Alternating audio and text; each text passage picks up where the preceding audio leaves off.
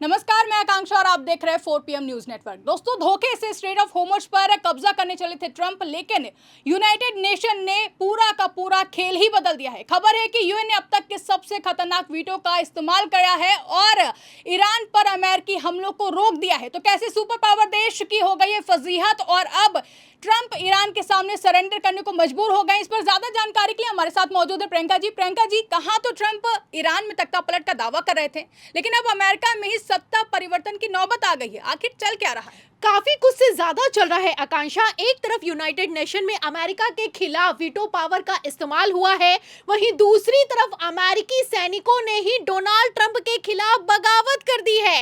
आलम तो ये हो चुका है कि डोनाल्ड ट्रंप के कुर्सी जाने की नौबत आई है।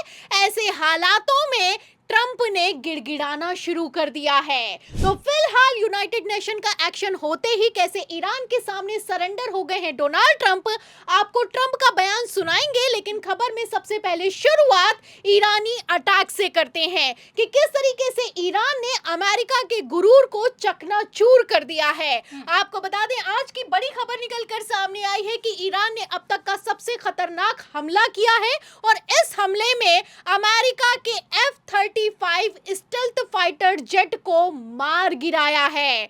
आपको बता दें आकांक्षा, ये सिर्फ दावा नहीं किया गया है ईरान की तरफ से, ईरान की तरफ से बकायदा वीडियो भी जारी कर दिया गया है कि किस तरीके से F-35 मलबे में तब्दील हो गया है। मतलब ये वो फाइटर जेट है जिस पर अमेरिका को गुमान है, ये वो फाइटर जेट है जो कि हवा में इनविंसिबल होता है। दावा तो यहां तक किया जाता है कि लाखों करोड़ों की लागत से बनने वाला ये फाइटर जेट किसी के भी रडार सिस्टम में नहीं आ सकता है, लेकिन फिर भी ईरान ने वो करके दिखाया है जो कि अच्छे अच्छे देश आज तक नहीं कर पाए हैं। पहले भी F-35 को ईरान ने मार गिराया था और एक बार फिर से F-35 ईरान ने ठोक दिया है। बाकायदा तस्वीरें जारी की गई हैं और इन तस्वीरों के सामने आने के बाद से अमेरिका की डबल फजीयत हो रही है। आपको बता दें आकांक्षा, जब से जंग शुरू हुई है तब से ईरान बताकर मारता है, लेकिन डोनाल्ड ट्रंप में इतनी हिम्मत नहीं है कि वो बताकर ईरान पर हमला कर पाए। पहले भी जब 5 दिनों का सीज फायर किया तो ईरान के बुशहर पावर प्लांट पर अटैक हुआ, फिर उसके बाद जब 10 दिनों का सीज फायर हुआ उसके बाद इस्फहान न्यूक्लियर सेंटर पर अटैक हुआ। और अब मैं आपको बता दूं कि जब डोनाल्ड ट्रंप ने दावा कर दिया है कि वो 2 से 3 हफ्तों में जंग को खत्म करने वाले हैं, तो ये जंग खत्म नहीं होने वाली है। खबर ये निकल कर सामने आ रही है कि अमेरिका धोखे से स्टेट ऑफ हॉर्मुज पर कब्जा करने की प्लानिंग कर रहा है। मतलब कहा तो ट्रंप कह रहे हैं कि स्टेट ऑफ हॉर्मुज खुले चाहे ना खुले, अमेरिका इस जंग से बाहर हो जाएगा। वहीं दूसरी तरफ द न्यूयॉर्क टाइम्स की खबर ने तहलका मचा दिया है। इस खबर में साफ लिखा हुआ है कि मिडिल ईस्ट में 8 टन अटैक प्लेन्स को तैनात किया जा रहा है। जितनी भी फ्लीट मौजूद है वहां पर उसको डबल किया जा रहा है। स्टेट ऑफ हॉर्मुज पर लगातार अमेरिकी सैनिकों की तैनाती बढ़ रही है।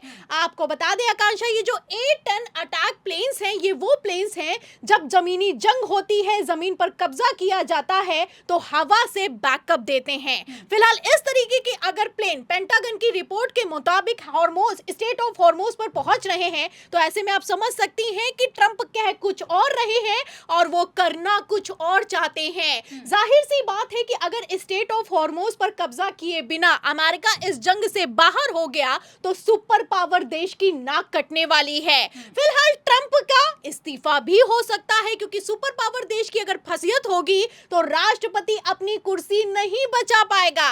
ऐसे हालातों में ट्रंप ने ईरान को धोखा देने वाला बड़ा प्लान तैयार किया है। फिलहाल एक तरफ जहां ये प्लान लीक हो गया है, वहीं दूसरी तरफ अरब देशों ने यूनाइटेड नेशन में एक अर्जी लगाई है।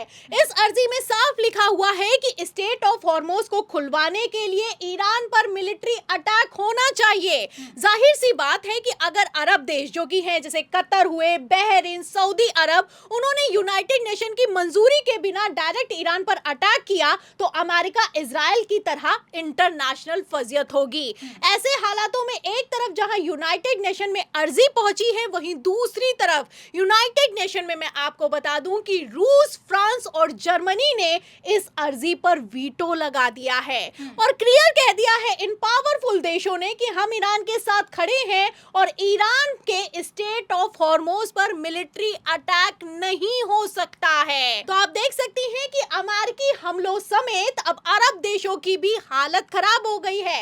यूनाइटेड नेशन ने क्लियर कट कह दिया है कि इस तरीके का अटैक ईरान पर नहीं किया जा सकता है। एक तरफ ट्रंप कहते हैं कि ईरान की सेना खत्म हो चुकी है, ईरान के हथियार खत्म हो चुके हैं, ईरान देश खत्म हो चुका है। वहीं दूसरी तरफ अमेरिका के सबसे बड़े जो न्यूज एजेंसी है CNN, उसने पोल पट्टी खोलकर रख दी है। CNN ने एक्सक्लूसिव रिपोर्ट जारी की है और इस रिपोर्ट में साफ साफ कह दिया है कि यूएस इंटेलिजेंस ने खुद माना है कि ईरान के पास अभी भी सिग्निफिकेंट मिसाइल लॉन्चिंग कैपेबिलिटी मौजूद है। मतलब ईरान के पास अभी भी हथियार हैं और 50% से ज्यादा हथियार हैं। खबर में आप देख भी सकती हैं और उसमें साफ साफ लिखा हुआ है कि ईरान अभी भी 50% से ज्यादा ड्रोन अटैक करने की कैपेबिलिटी रखता है। फिलहाल ईरान अभी मजबूत है, ईरान पीछे हटने वाला है नहीं। ईरान के पास हथियार मौजूद है और ईरान ने अपनी सेना जमीन पर उतार दी है। एक तरफ ईरान ने जमीनी जंग की तैयारी की है, वहीं दूसरी तरफ मैं आपको बता दूं कि सुपर पावर देश अमेरिका की हवा टाइट है।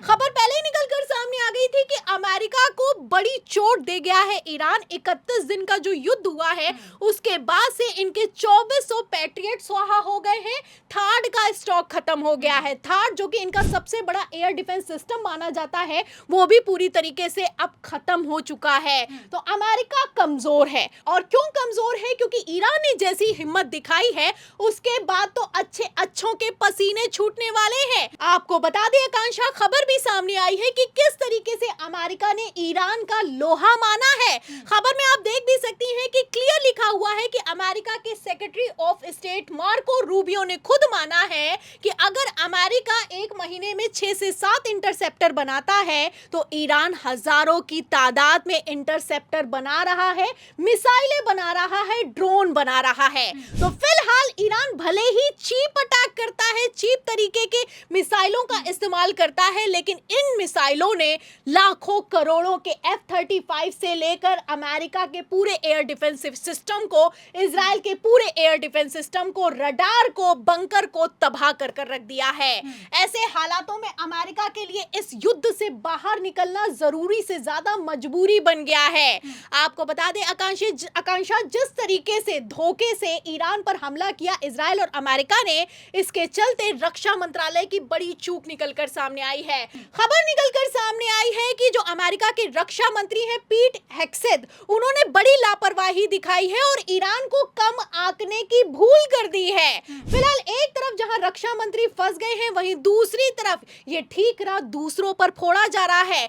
डोनाल्ड ट्रंप और रक्षा मंत्री अपनी कुर्सी बचाने के लिए आर्मी चीफ का इस्तीफा ले रहे हैं। खबर भी आप देख सकती हैं, खबर में साफ लिखा हुआ है कि गलती करें खुद, भुगते कोई और। सन के ट्रंप सेना प्रमुख को जबरन रिटायर कर दिया है। तो फिलहाल रिटायर करने से अब काम नहीं चलेगा। खबर निकलकर सामने आ गई है कि यूनाइटेड नेशन ने सख्त एक्शन ले लिया है और यूनाइटेड नेशन में अब ईरान के खिलाफ मिलिट्री अटैक पर वीटो पावर लगाया जा चुका है। जब से ये वीटो पावर लगा है उसके बाद से डोनाल्ड ट्रंप बैकफुट पर आ गए हैं। जो डोनाल्ड ट्रंप कल तक धमका रहे थे, आज उनका कहना है कि ईरानी लोग बहुत शक्तिशाली हैं, दर्द सहन करने में सक्षम हैं और मैं उनका सम्मान करता हूं।